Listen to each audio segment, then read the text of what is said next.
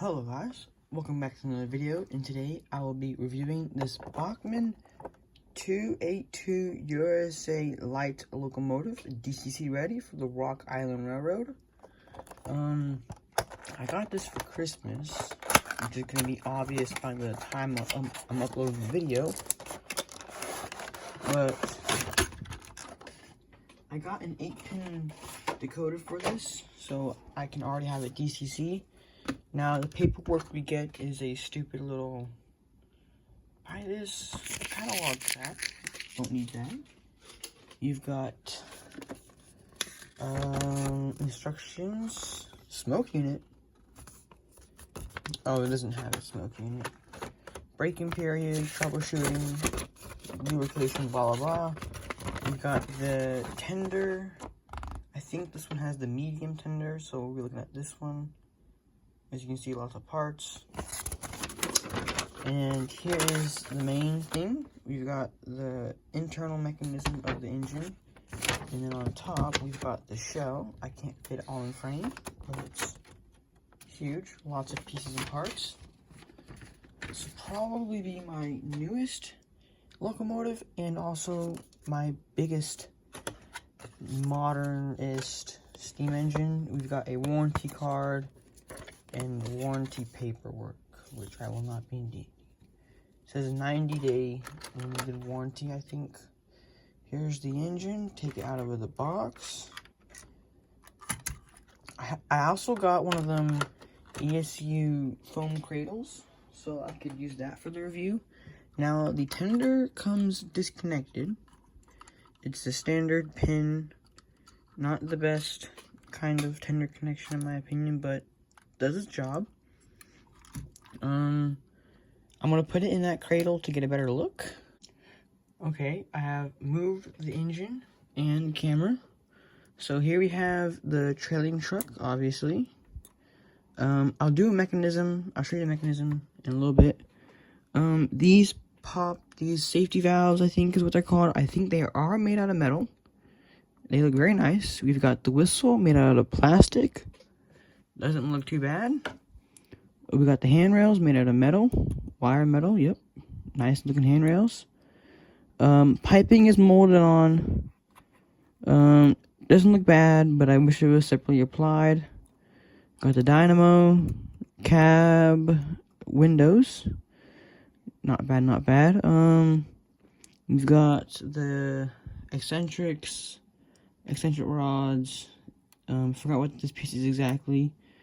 We've got all the valve gear and side rods. They look very nice. I think these are stamped and these are cast. Not sure. They are also all made out of metal wheels too, with painted centers. Separately applied piping over here. I think the the compressor is also separately applied. The bell over here does swing, obviously. Let's get a top look. As you can see, chimney goes all the way down. We've got the sanding dome with the sanding hatches. Steam dome, I think. We do have a mold line that you can see. It's not very, pronounced, but you can see it. These, roof vents do not open, they're fixed. The coal load on this tender is very glossy. I would say it looks pretty good. This is probably one of the best coal loads I've ever had. We've got, I forgot to show you the side of the tender. Here's the side, Rock Island Railroad. Here's the water filler hatch. The riveting looks real nice. We've got the rear of the tender. Focus camera. Let's try and get a better angle. There we go. You've got the rear light, which hopefully lights up. Easy mate coupler. Printing, handrails, and ladder. The ladder does look a bit chunky, but doesn't look that bad at all. Now here is the underside. As you can see, we've got the big mess of wires. You've got the drawbar, which has two settings. Not a big fan of just the pin drawbar, and these wires are kind of everywhere, but I think you can push these wires. Yeah, you can push these wires back in there. Here we get a good look of the wheels. As you can see, they're just all, this one's powered. These are all connected by the side rods. Lead wheel, which I think this piece is actually metal. Cylinders, we've got what looks to be maybe 4 or 5 screws holding the base keeper on. Now let's get it. So the base keeper is just held on by 3 screws. I did not need to take off the rear truck. It is hardwired. Oh, it is not hardwired. When I took it off the first time, it seemed like it was hardwired. But as you can see, you've got the springy contacts here that contact to here. Rear wiper pickup, you know, not the best, but it works. Longevity is kind of determined on how you maintenance it.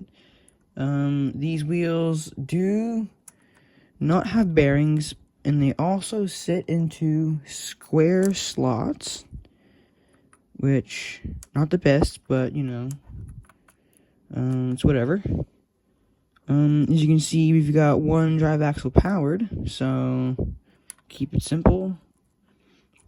This honestly should work fine. It's just a normal steam engine. You can see we've got grease. Tenders, you can see you've got wiper pickup here. As you can see, not all of them touch, so kind of determined on bending these back. This is not sound version DCC ready. I will put the base keeper on and try and get the shell off to show you what's inside the actual engine. There were 3 screws holding the shell on, 2 here and 1 right there. Now you have to remove these little pieces right here, and careful of this little pipe here, and the shell should just lift off. I'm having some troubles on the other side. The shell should just come right off. Yeah, these pieces right here are a bit of a problem. But as you can see, we've got a headlight, which is good. We've got a big beastie motor right there, and a what seems to be very heavy die-cast chassis. Now you can see the valve gear detail a lot better. We've got springs under there. Steam chest is screwed on, so you don't have to worry about that popping off like the Mantuas. I wish it was a pin system instead of wired, so you could just take the shell off and put it somewhere else. But with this view, we get a better view of the shell. More separately applied detail over here. See all these pipes. And that's basically it for the inside. Now, the instructions did say it was a motor, worm gear, and then I think it was another gear, and then the drive axle. So I'm not too sure about that. Now, I will be DCCing this, so I will be showing how to get the tender shell off. Just let me put this shell back on, and then I'll take the tender shell off. Okay, here's the tender. If you see oil spots on it, that's from my fingers. It's not from the tender itself. So here's the rear. Get a more in-depth look at the tender. We've got a pretty chunky ladder. Nice thin handrails here. There is no coupler cut lever back here, which I am surprised, because usually Bachmann has that. You've got a lamp that should light up, because there's wires back here, so it should light up. We've got an oily mess for my fingers. We've got a coal load, looks pretty nice. We've got some wood planking to protect the coal load from the engineer, I think. Some more handrails, stirrup steps, and we've got the trucks, more oil for my fingers. The wheels are blackened already, so pretty nice. We've got some underbody detail, and as you can see, the pickup system isn't really the best. If it were me, I would put these, flip them on the outside onto here so they got more spring, but we need to try and figure out how to get this tender off. And I can see a screw down there and clips, so I think I just need to unscrew this screw down here. I'll get back to you when I find out. I was right, it was that one screw, and as you can see, there is a backup lamp. Here is the 8-pin board. I think this is for the speaker, and we've got some other minimal stuff. Now, I was right, you can push these wires in to help with the saggy wires. So I'm just gonna put this there, and then tape them back.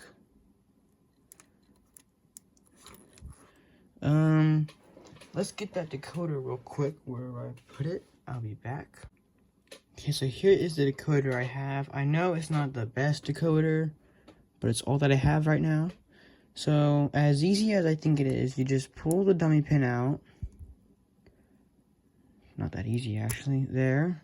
Careful not to bend any of the pins. Mainly, it's for the decoder. And you have to find the number 1 and match it with the number 1 on the decoder. So that should be it. And it honestly isn't that big of a deal if you miss these if you get it backward, because an 8-pin it's like reverse flip-flop. So if you put it in this way, it'll just run backwards. Oh, come on. I think some of the pins are bent on this decoder. There we go. Or it's just that 8 pins are really not the best decoder. That looks like it's good. I'm not going to push it in anymore.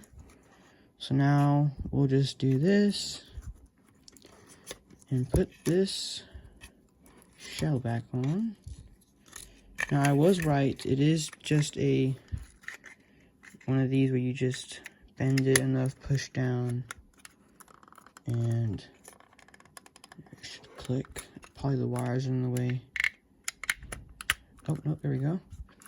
And with this screw, there is like a little bit of detail in the way, so when you're unscrewing it, you will be hitting some of the detail. But other than that, it's fine. There you go. We'll get on the track and get it running. Okay, so I have the Mikado on the track. This is DC. I took the decoder out of it because it actually ran pretty bad. If I will figure out how to put a segment in, I will. But here is the low speed before running in. Cranking it up slowly. As you can see, it is moving.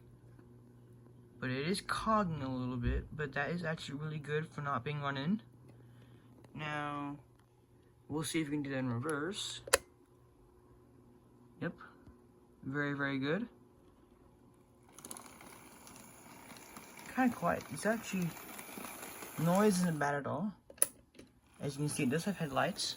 But what I have noticed is that when it runs forward, the rear light's also on. So it doesn't really matter what way it goes. Now, let's go 50% speed. That's 50% speed on my controller. Pretty good. Let's go forward. There we go.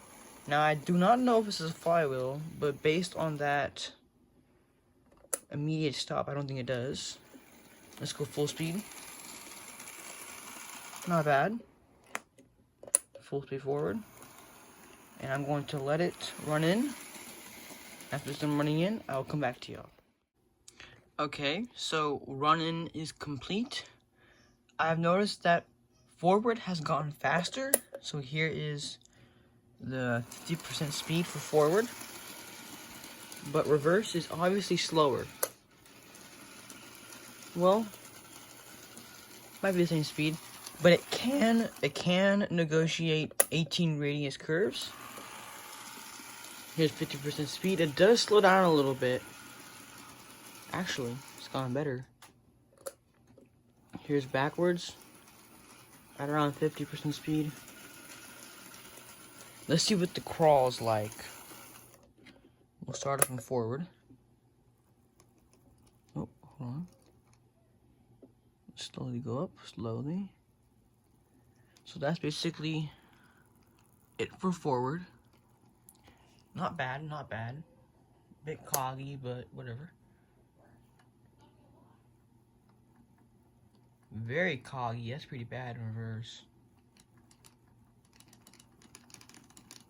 So that's when it smooths out. That's not bad. That's not really that good. Still kind of coggy. There we go. The decoder might help that. But I mean, nothing else really to say other than I like it. Very nice steam engine. Probably one of my newest engines, actually. So, other than that, I would say 8 out of 10 out of the rating. I mean, detail's pretty good. I like the paint job. I think the paint is very nice looking.